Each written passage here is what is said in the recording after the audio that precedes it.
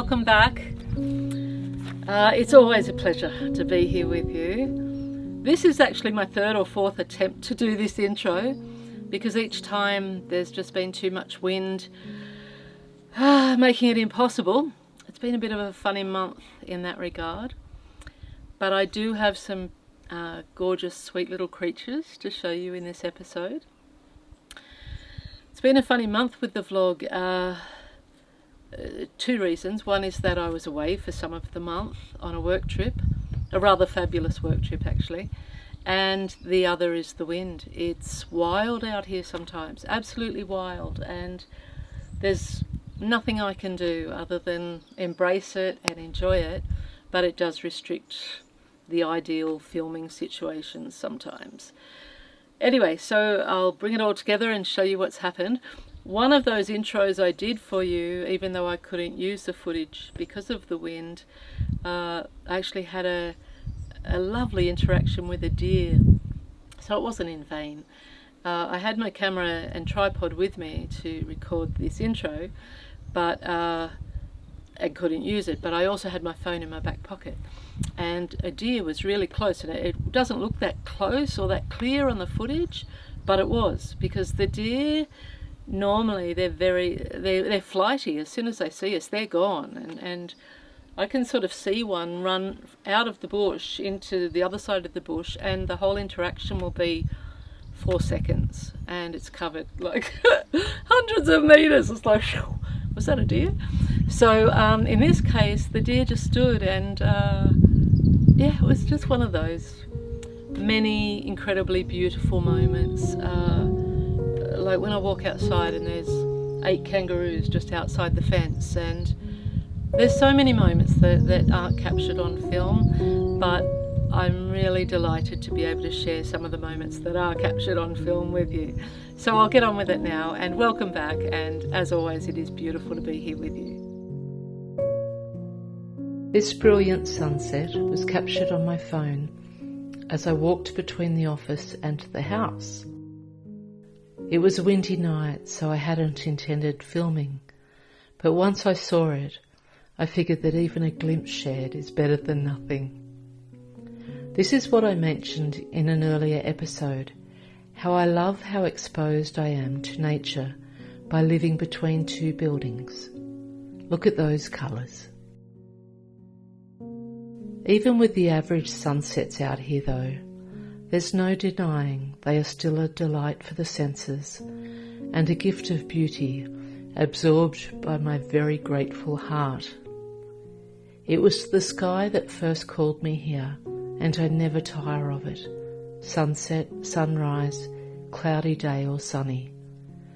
My soul can breathe here because of its vastness.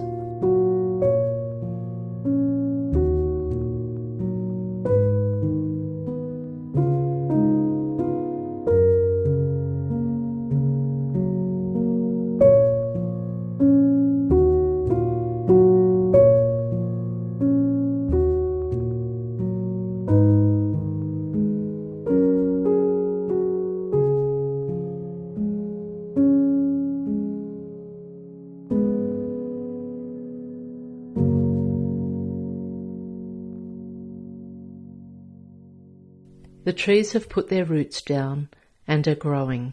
Well, they're trying to.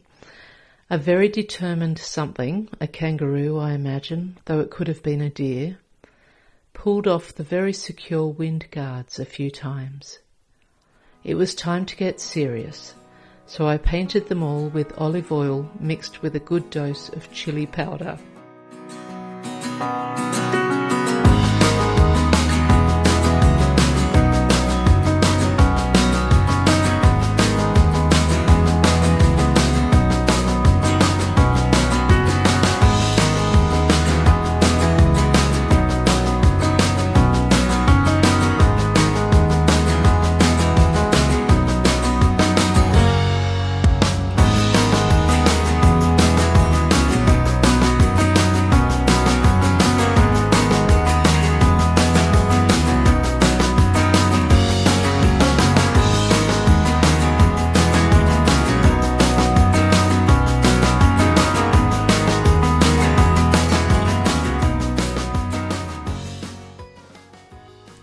pleased to say that the habit of removing the guards seems to have now stopped. I swear, if all or any of these trees survive to their full magnificence, I'm going to put it up there as one of my life's greatest achievements. That's alongside raising a great kid and having the guts to back myself through self-employment. Yes, it's right up there, just keeping these trees alive.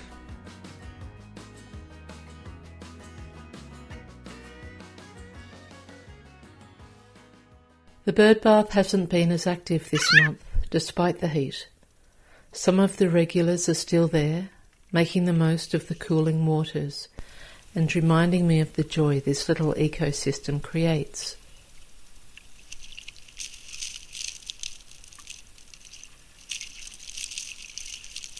But it seems that many birds have taken off during this hot, windy month. I'm sure they'll be back at some point. It was a reminder of the numerous subtle changes through the seasons, ones that are only obvious if I'm paying close enough attention. The ever-changing nature of this place constantly reminds me that nothing in life stays the same. It's the same for our own lives. Even for those who feel like nothing does change, there are always small incremental ones along the way. Living here reminds me to have no fixed agenda, to allow myself to be surprised and open to whatever wants to flow my way. That may be new observations with wildlife, or unexpected blessings in my work or home life. Either way, presence doesn't feel like such a practice of mindfulness anymore. It's mostly just how I'm living, and I love this place for making that easier for me.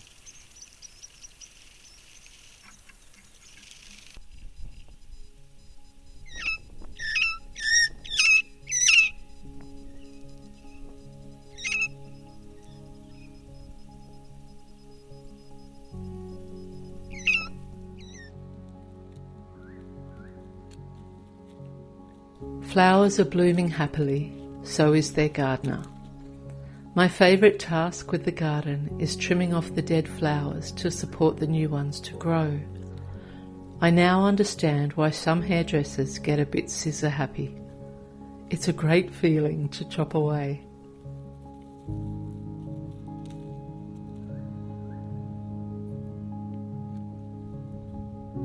Of course, another favourite task is photographing them. My photographic journey was inspired by me taking a close-up photo of a pink cosmos decades ago, and that enjoyment of seeing the macro world through flowers has never wavered.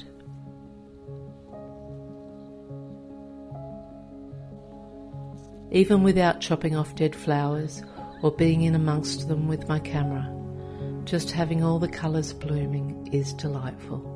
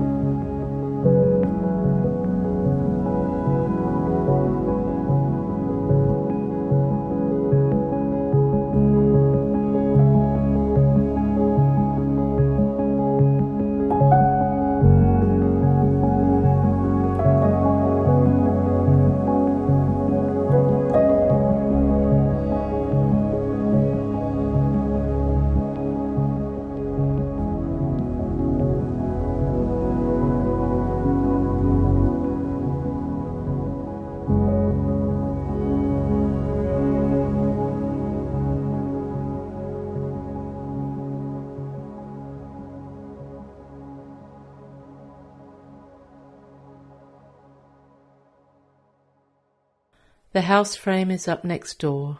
I'm okay with it now. It is what it is.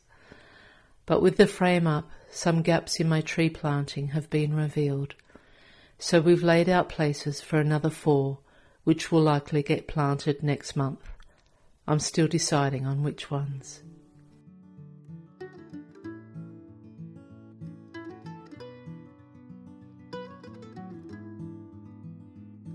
I've seen a few foxes around lately.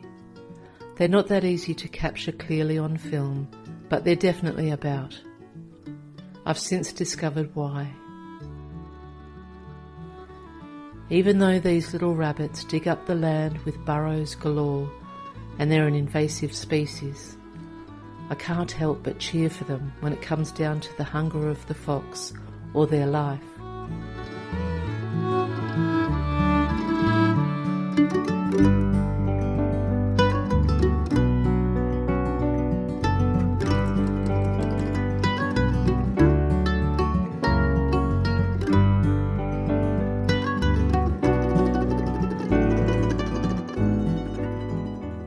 It's a hard one, seeing the cycles of nature play out in front of me. Anyway, the rabbit population certainly doesn't seem too affected.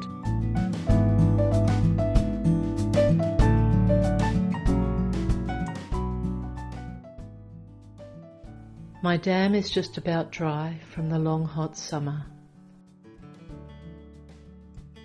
The cracked mud brings back childhood memories. It's a sight I remember too well.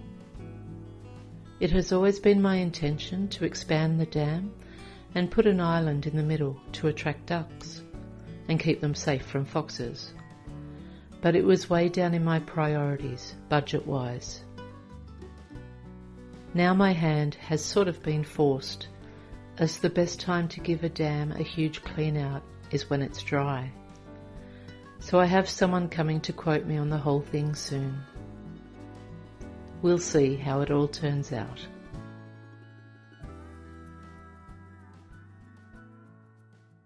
I haven't caught as many sunrises as I'd like this month due to the wind and the return of morning routines for my daughter's new school year.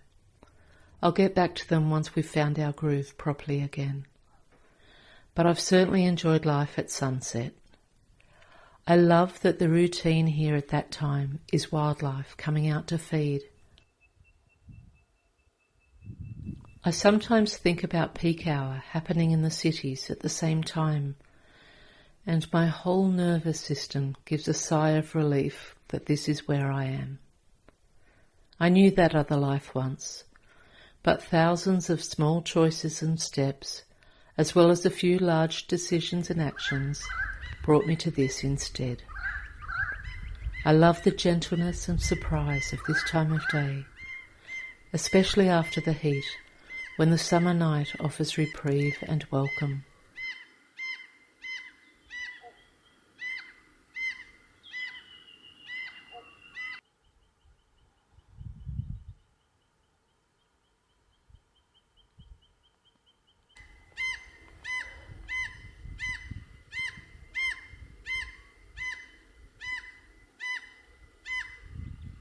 Another thing I love about this time of day is the changing colours of the trees. They come in all shapes and sizes, but it's the older trees that have been here for decades that draw me in most.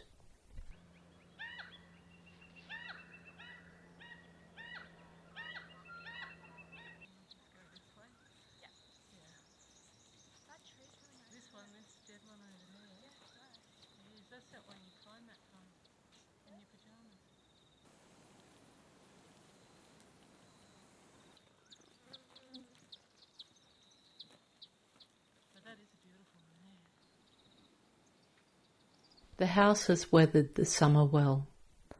A friend who stayed for a few days described it beautifully as a home that looks like it's loved. She was right. It is indeed. I certainly didn't choose a tiny home because it's trendy. I've never cared at all about stuff like that. It was the idea of simplicity and sustainable living that drew me in, and living here reminds me that we really don't need much in a house for it to become a home.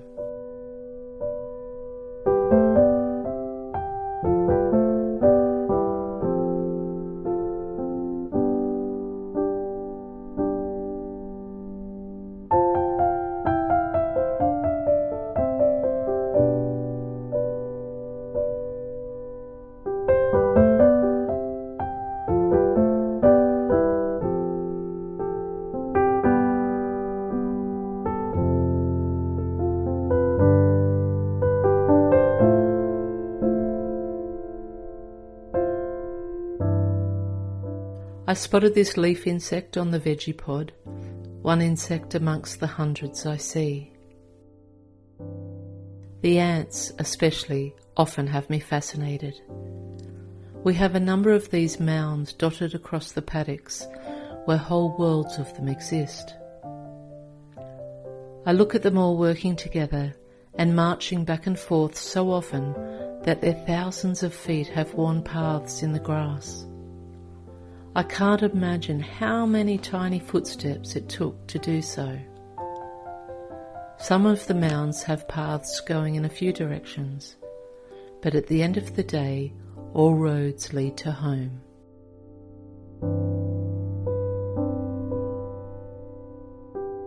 It's the same for us. We may not always understand why we are experiencing the particular challenges we are at certain stages of life, but at some point, those lessons bring us home into ourselves.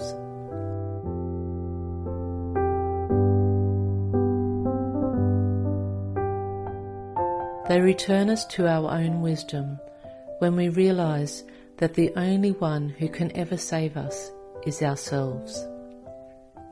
All roads lead to home, to that place within that knows and loves us, despite our human imperfections, or perhaps because of them.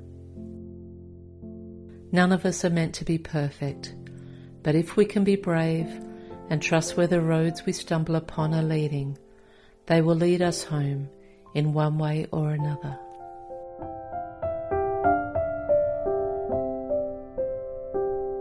Thanks for tuning in. See you next month.